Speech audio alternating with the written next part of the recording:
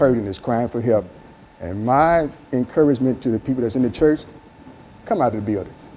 You never know the importance and of so the idea of the book, Still High, Yeah. is to indicate that you are still high, but you're high on something outside of what you were generally high on, and the experience is greater, Much greater, with being still high than it was during the earlier parts of your situation. Is that what you're saying in That's reference what I'm to that? saying, and it don't cost you a dime to keep this high once you learn about it. And it has so much information that the same enemy that captured me don't want nobody to get this book. This book been out since 2013, and I believe Nashville should be flooded with the book. If you want to see a difference, you never know until you try it. And I think some of the problems that we're talking about here are not problems that are limited in terms of the African-American experience and the African-American male, because in a real sense, getting high in the other sense is a national problem now, which is to say that more people are dying of cocaine and et cetera than in automobile accidents and et cetera. And so I think what you have there as a book is something that is very, very valuable and needed in terms of the kind of situations that we find, not African-American males, but African-Americans, other groups, and all of them find the same problems, the same challenges, and et cetera. And so what we're going to do, RWaller, we're going to take this second commercial break, and then we're going to come back and we're going to start with you doing this last 10-minute segment and then go down. And we'll be back with our audience following this very, very short commercial break.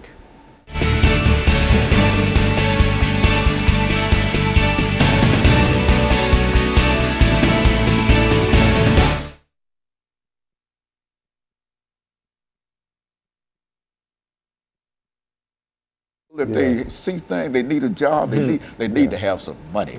And if you had some way of knowing on Saturday you're going to get $55 or $60 or whatever, you could do something with that. That's true. But it's hard telling the teenagers, drop your gang flag, put the dope down, if you can't give them means to be able to provide. That's It's hard to do. And that's hard for me to understand that our leaders and state legislature folks can't seem to understand that it's much more cost effective to do it that way than, but I don't know. Yeah, it's amazing how they go. Well, anyway, Rev, I'm going to start with you when we come back during this second segment. We'll have 10 minutes, and then you take about 3 minutes of it, and you take about 3 minutes of it, and then we'll do the last couple of minutes, and then end it out for the day. But this is exactly, I think that this kind of information is people need to know this. I think people know it, but it needs somebody to come to pull it all together and make them understand that. That's what it's about. Just so many lives are simply being disrupted and destroyed in terms of what we're doing here. It really is. It definitely. And so, Pastor, we'll start with you. All so right. Know what we're doing. Just pick it up and deal with how this take about 3 or 4 minutes on it. Waller, it's going to be. Let the bishop close us out. All right. That what we'll put together. Okay. Yeah, it would be great. 30 seconds. Yeah, I like this show.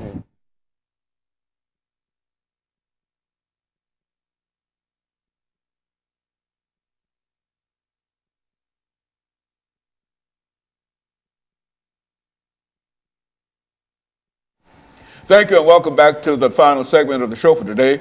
We're talking to Pastor Walker, Reverend Waller, and Bishop Campbell. Reverend Campbell. Yeah, that's all right. Hey, I'm a pastor here, I'm a reverend there, and I'm a bishop down there. By the time I get to the bishop, I forget who the bishop is. Next time, Bishop, I'll start with you. But let us start off, Pastor Walker, really by making some comments in reference to the topic that we're trying to deal with today. And I think all of us understand the tenor and the purpose of what we're trying to do here. And let's speak from that perspective. You know, Dr. Haney, one of the things that Bishop Campbell touched on, and that you also offered some feedback into, we talked about the economics of it all. You know, we talk about one of the common denominators where people are that deals with the violence and the gang involvement, the drug selling, the robbing. It's all about economics. It's all about money. We live in America, the land of opportunity, a capitalistic society. Well, money is the voice. Money speaks. Money gets things done. You know, money is right up there with oxygen. You can't. You got to have it to survive and live. And I think what's happening is that we know money is needed.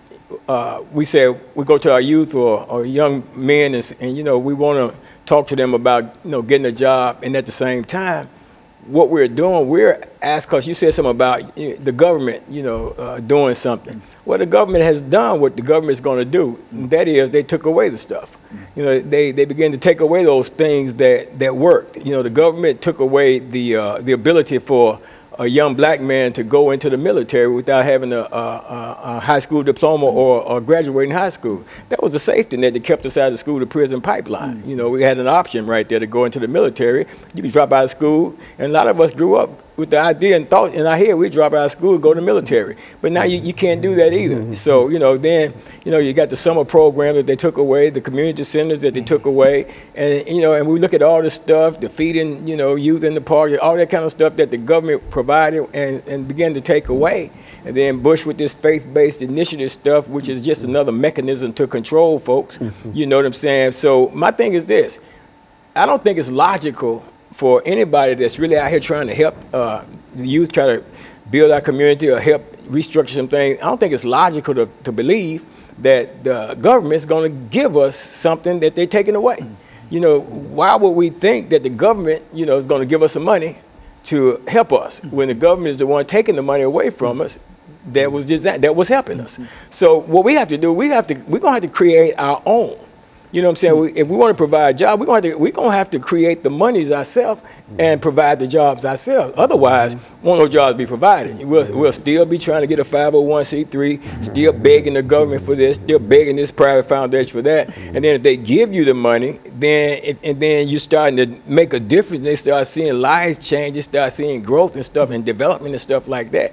Then the next time you apply, submit for that grant, they're not going to give you the money because they don't want to see you succeed. But now if you're not doing anything, you're not producing no results, but you're just looking good on paper, oh, they'll keep on giving you money. You know what I'm saying? But if you're showing some positive results and you really impacting the lives of these people, they're going to pull that money back because they don't want it to happen. You got the privatization of the prison system here going on, and they asking the states to guarantee me 90% occupancy, and you think the state going to give you some money to mess up that contract they got? No, they're not going to do that. So if we're going to do something, then we got to create our own monies, and we got to come together. You know, if you want to change a community, you got to buy it. You got to go in and buy it. You see it happening all over town.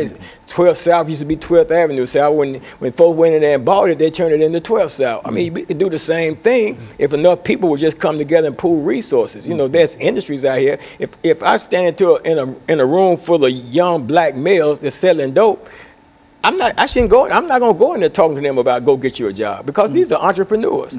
I need to talk to them about their job. Yeah, that's the only job absolutely. that they find available, and that's the job that they work. And that's it. They're entrepreneurs at heart. So you got to talk to them about entrepreneurship. You got to show me a way I can make some money. You know what I'm saying? Some real money out here. Show me how I can own my own business and how I can employ some people myself. That's what we have to do, and stop begging the government for stuff that their government ain't trying to give us. Brother Waller. Dr. Haney, what I like about an opportunity to reach out is that the gift that we have, a lot of us have gifts and don't really know how to exercise it. And when we do and get captured, we can no longer pursue it. That happened to me. So I have a chapter in my book called Forsaken Talent. And then after that, the chapter next to it is called Out of Control. And if you don't mind, I'll give you a little reading of it, just a little dab. Of Out of Control.